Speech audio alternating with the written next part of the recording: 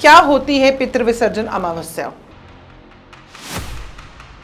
ऐसी मान्यता है कि इन दिनों में पितृ जो है हमारे पास आते हैं और हम उनके निमित्त जो कर्म करते हैं उनको प्राप्त होते हैं। जिन घरों में पितृदोष होता है वहाँ पे दो चीज़ें देखने को मिलती हैं। एक तो वहाँ वंश नहीं होता, या तो कोई संतान ही नहीं होगी तो कन्या संतान होगी, या तो उस घर में धन नहीं होगा। और अगर हमारी कुंडली में पितृदोष आ रहा है तो अपने पितृदोष से मुक्ति हेतु इन दिनों ये तारीखें ऐसी होती हैं कि हम अपने पितृदोष से मुक्ति पा सकते हैं।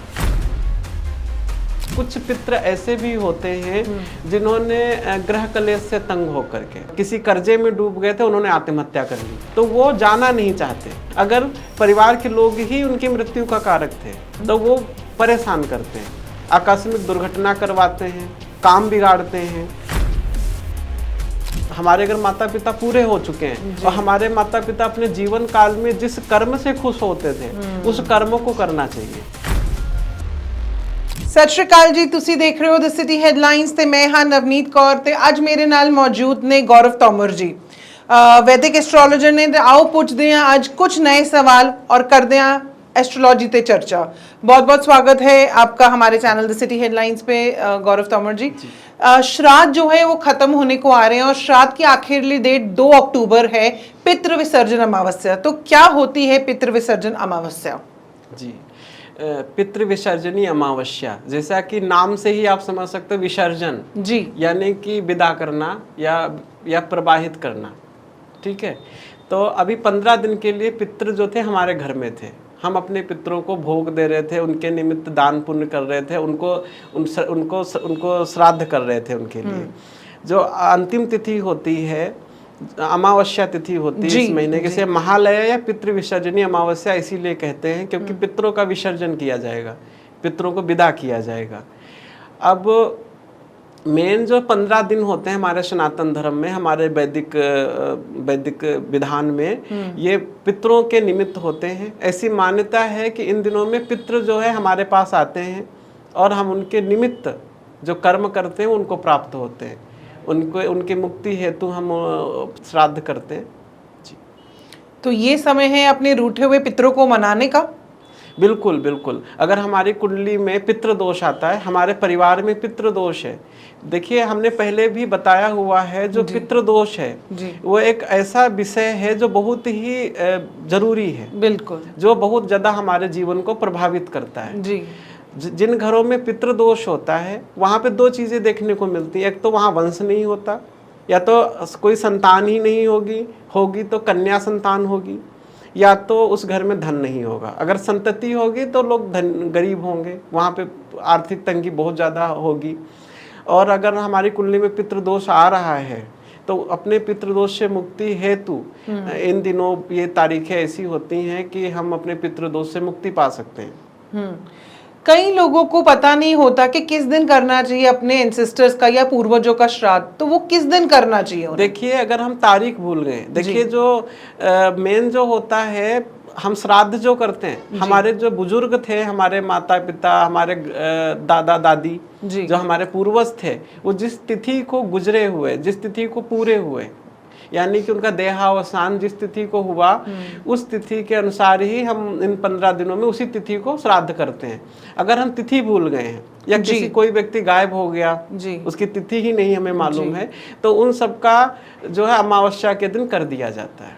तो एक ही दिन कॉमन में सबका किया जा सकता है कि सबका अलग अलग करना पड़ता है? नहीं, जिनकी तिथि नहीं मालूम है उनका कॉमन में किया जाता है, और जैसे जो लोग करना चाहे तब भी कर सकते हैं। सर्व पितरों का भी होता है। जी, तो कोई विशेष तरीका या कोई विशेष चीज जो हमें दिमाग में रखना चाहिए अगर हम पितृ विसर्जन अमावस्या के बारे में बात करें, जिस दिन हम करें तो कैसे करना चाहिए उसे? देखिए, सबसे बड़ी बात एक ये है जी, पितृ जो श्राद्ध पक्ष है, अगर हम बहुत ज्यादा पितृ दोष से परेशान हैं तो श्राद्ध पक्ष में, जैसे बहुत से हमारे ग्रंथों में भी कहा गया है कि श्राद्ध पक्ष में अगर हम भगवान कृष्ण, भगवान विष्णु के किसी भी स्वरूप को ध्यान करते हैं, जैसे कि ओम नमो भगवते वासुदेवाय नमः का पितरों के निमित्त जाप करते हैं, ओम नमो भगवते वासुदेवाय नमः, इसका पितरों के निमित्त अनवरत जाप करते हैं, किसी भी संख्या में कोई वो नहीं है, हम पितृ दोष से मुक्त होते हैं। दूसरा, हम जैसे कि जिन पूर्वजों को हमने देखा है उनके अनुरूप हमें कार्य करने चाहिए। जैसे उनकी कोई इच्छा रही है तो उस इच्छा को हम पूरा करें। जैसे उनकी इच्छा थी कि किसी मंदिर में सेवा करते थे, तो उनके अनुरूप हमें वो कार्य करना चाहिए। जैसे हमारे माता पिता हैं, जैसे कि हमारे माता पिता के बारे में तो हम जानते ही हैं, ज़्यादा पुराने पूर्वजों के बारे में नहीं जानते। तो माता पिता के लिए तो हमारे अगर माता पिता पूरे हो चुके हैं और हमारे माता पिता अपने जीवन काल में जिस कर्म से खुश होते थे उस कर्म को करना चाहिए। वो अगर गुरुद्वारा साहिब में जाकर के खुश होते थे तो हमें गुरुद्वारा साहिब में जाकर के समय देना चाहिए, वहाँ सेवा करनी चाहिए। हमें उनके हिसाब से करना चाहिए। और दूसरी चीज़ है कि हम बहुत सारे उपाय भी कर सकते हैं। जैसे कि अगर हमारी आर्थिक स्थिति बहुत खराब रहती है तो इसमें सब बहुत अच्छा एक उपाय है कि आर्थिक स्थिति बहुत ज़्यादा अत्यंत खराब है तो हमें किसी वीरान स्थान में जैसे जंगल है जहाँ पे लोगों का आना जाना कम है, वहां पर जाकर के सुबह ब्रह्म मुहूर्त में अपने पितरों का ध्यान करते हुए जो है उनसे ये कहना चाहिए कि हम इतना ज़्यादा परेशान हैं और हमारी परेशानी दूर हो। ऐसा लगातार 15 दिन तक करना चाहिए। तो धीरे धीरे हमारी आर्थिक स्थिति ठीक होनी शुरू होती है, हमारे काम बनने शुरू होते हैं, हमारे जीवन में नए मार्ग आते हैं जिनके माध्यम से हमारी तरक्की होती है। ये बिल्कुल सटीक है। अपने पितरों से बात करना। हाँ, आप अकेले में ध्यान करके अपने पितरों से विनती करनी चाहिए कि आप जो है हम इतनी परेशानी में और श्रद्धा के साथ आप हमारे लिए जो है कुछ कीजिए, हमें आशीर्वाद दीजिए। पितरों का आशीर्वाद फलित होता है। जैसे कि पितृ दोष में कुछ पितृ ऐसे भी होते हैं जिन्होंने ग्रह कलेश से तंग होकर के, जैसे घर में लड़ाई झगड़ा हो रहा था जी, या वो किसी कर्जे में डूब गए थे, उन्होंने आत्महत्या कर ली, हाँ, सुसाइड कर लिया, बिल्कुल ऐसे और केसेस होते हैं। वो भटक रहे हैं, तो वो पुत्र दोष बहुत ही पीड़ाजनक होता है। ठीक है, तो वो जाना नहीं चाहते। वो कहीं ना कहीं अगर परिवार के लोग ही उनकी मृत्यु का कारक थे तो वो परेशान करते हैं, आकस्मिक दुर्घटना करवाते हैं, काम बिगाड़ते हैं। ऐसे में उन पितरों के लिए बहुत से पूजा कर्म हैं, जैसे कि शास्त्रों में नारायण बलि, त्रिपिंडी श्राद्ध इनका वर्णन आता है। वैदिक विधान में हम जाते हैं, हर कोई नहीं कर सकता, हर कोई वैदिक विधान फॉलो नहीं करता। जैसे बहुत से रिलीजन है जो वैदिक विधान को नहीं मानते हैं। जी बिल्कुल, पितृ तो सबके हैं। हाँ। तो ऐसे में क्या करना चाहिए, उनके निमित्त जो अतृप्त हैं, जो हमें पीड़ा पहुंचा रहे हैं, कुछ पितृ ऐसे भी होते हैं जो हमें पीड़ा पहुंचा रहे होते हैं, अतृप्त पितरों के निमित्त हमें बराबर 15 दिन तक, उनके निमित्त 15 दिन तक बराबर जीवों को खिलाना चाहिए। जैसे मछली हो गई, कौवा हो गया, बराबर जीवों को खिलाना चाहिए। तो उससे वो बहुत काफी हद तक उनकी नकारात्मकता, उनकी निगेटिविटी खत्म होती है। क्या खिलाना चाहिए मछली को और कौवे को? जैसे कि कुछ मीठा खिला सकते, खासकर मीठा, या जो चीज उसको उस मृत आत्मा को पसंद रही हो, जो उस पितृ। मैंने देखा है कई लोगों को कौवे को पनीर डालते हुए, उसका क्या तात्पर्य है? देखिए, जो पितृ होते हैं उनको सफेद वस्तु अधिक पसंद होती है, इसीलिए पितरों के निमित्त पनीर डाला जाता है पितरों के लिए। लेकिन मैं यहाँ पे मैंने अभी बात करी कि उन पितरों की बात की जिन्होंने सुसाइड किया था, जिनकी हत्या कर दी गई थी। कई बार क्या होता है, परिवार के ही लोग उनकी मृत्यु का कारक होते हैं, हमें नहीं पता होता जी। कोई प्रॉपर्टी को लेकर के वो पितृ हमें पीड़ा पहुंचाते हैं।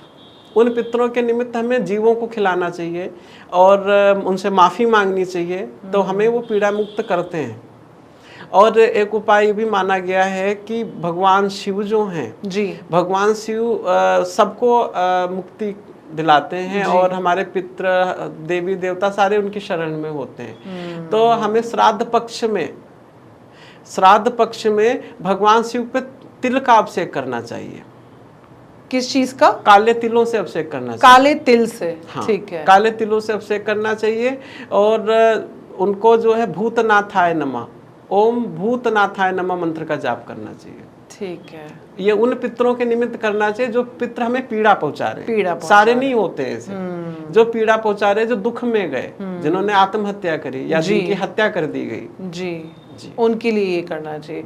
और बाकी आम पितरों के लिए क्या करना चाहिए? बाकी आम पितरों के लिए श्राद्ध करते हैं हम, दान पुण्य करते हैं। तो श्राद्ध के लिए कोई विशेष तरीके से कुछ करा जा सकता है? वो देखिए, वो हम अलग अलग विधान है, अलग अलग संप्रदाय के हिसाब से। हमारे देश में हर संप्रदाय के हिसाब से अपना अपना विधान है, वो अपने विधान के हिसाब से करना चाहिए, कोई नया नहीं करना चाहिए। जो हमारे कुल परंपरा में हो रहा है उसी के अंतर्गत करके करना चाहिए। मेन तो कर्म है, उनके अनुसार उनके अनुरूप कर्म करने चाहिए जिससे वो खुश हों। 2 अक्टूबर को पितृ विसर्जनी अमावस्या है, और जो हमने जो आपको कर्म बताए हैं, जो उपाय बताए, उनको आपको करना चाहिए। इससे आपको अपने पितरों का आशीर्वाद प्राप्त होगा।